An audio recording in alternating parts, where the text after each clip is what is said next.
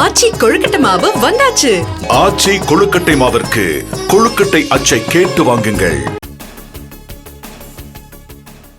ஆந்திராவில் பெய்த தொடர் கனமழையால் கோதாவரி ஆற்றில் கரை புரண்டு ஓடும் வெள்ளம். கரையோர பகுதியில் வசிக்கும் மக்களை பாதுகாப்பான இடங்களில் தங்க வைக்க மாநில அரசு ஏற்பாடு. கனமழையால் ஆந்திராவின் விஜயவாடாவில் பல்வேறு இடங்களில் குடியிருப்புகளை சூழ்ந்த வெள்ளம். படகுகள் மூலம் மக்களை மீட்டு நிவாரண முகாம்களுக்கு அழைத்துச் செல்லும் மீட்புக் குழுவினர். ஆந்திராவின் விஜயவாடாவில் மழைநீர் சூழ்ந்த பகுதிகளை பொக்லைன் வாகனத்தில் சென்றபடி ஆய்வு செய்தார் முதலமைச்சர் சந்திரபாபு நாயுடு. இன்று காலை வெள்ளம் பாதித்த இடங்களில் படகில் பயணித்தபடி பார்வையிட்ட நிலையில் தொடர் ஆய்வு.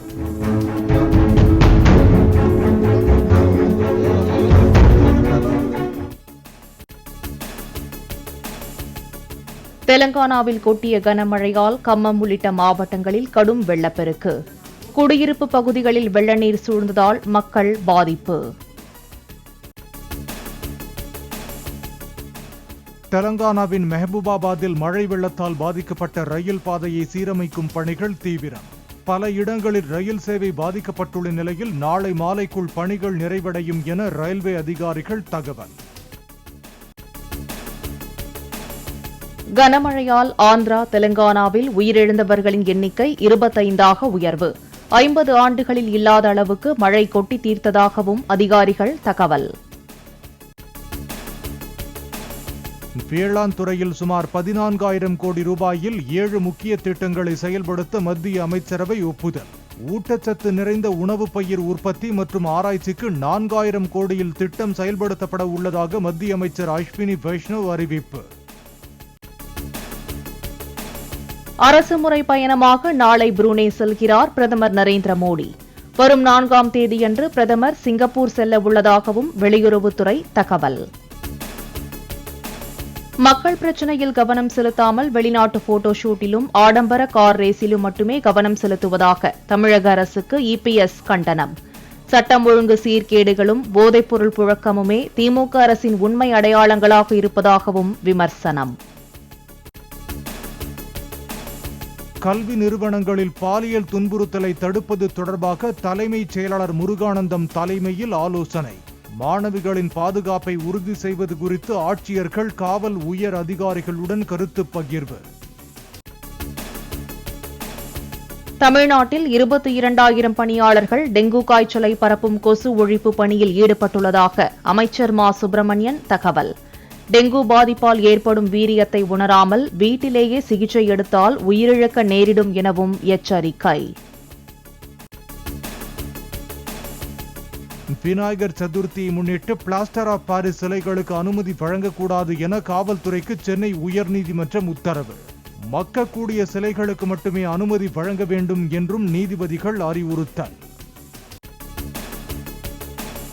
திருச்சி என்ஐடி விடுதியில் மாணவியிடம் ஒப்பந்த பணியாளர் பாலியல் அச்சுறுத்தலில் ஈடுபட்ட விவகாரம்.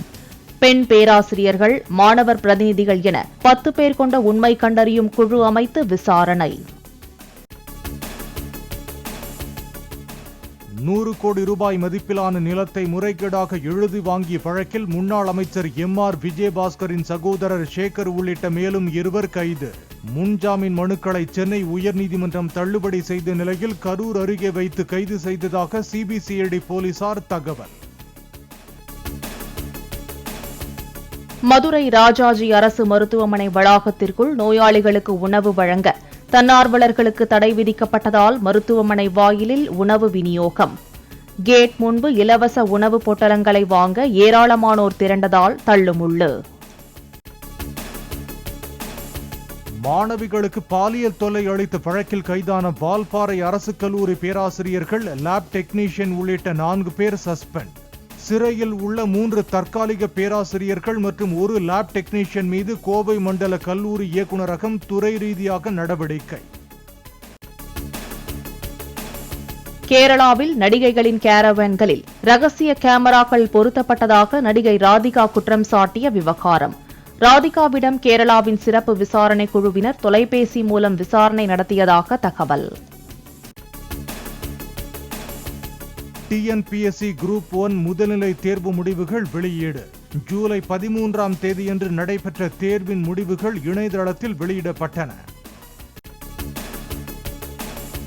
மேற்கு திசை காற்றின் வேக மாறுபாடு காரணமாக தமிழகத்தின் ஒரு சில இடங்களில் இன்று இடி மின்னலுடன் கூடிய மிதமான மழைக்கு வாய்ப்பு.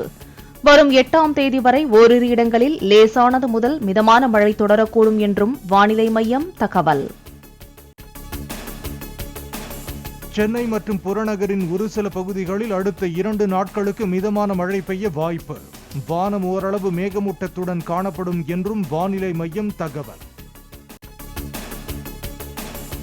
MBBS இறுதியாண்டு மாணவர்களுக்கும் வெளிநாடுகளில் மருத்துவம் படித்த மாணவர்களுக்கும் நடப்பாண்டு முதல் நெக்ஸ்ட் தேர்வு நடத்தப்படும். 2 கட்டங்களாக நடத்தப்படும் நெக்ஸ்ட் தேர்வில் தேர்ச்சி பெற்றால்தான் முழு நேர மருத்துவராக முடியும் என தேசிய மருத்துவ ஆணையம் அறிவிப்பு. தனது மகனின் கிரிக்கெட் வாழ்க்கையை அழித்த தோனியை ஒருபோதும் மன்னிக்க மாட்டேன் என யுவராஜ் சிங்கின் தந்தை காட்டம். தோனி தடுத்திருக்காவிட்டால் யுவராஜ் சிங் மேலும் 4 ஆண்டுகள் இந்திய அணிக்காக விளையாடியிருப்பார் எனவும் பேச்சு. ஆச்சி கொழுக்கட்டை மாவு வந்தாச்சு. ஆச்சி கொழுக்கட்டை மாவிற்கு கொழுக்கட்டை அச்சை கேட்டு வாங்குங்கள்.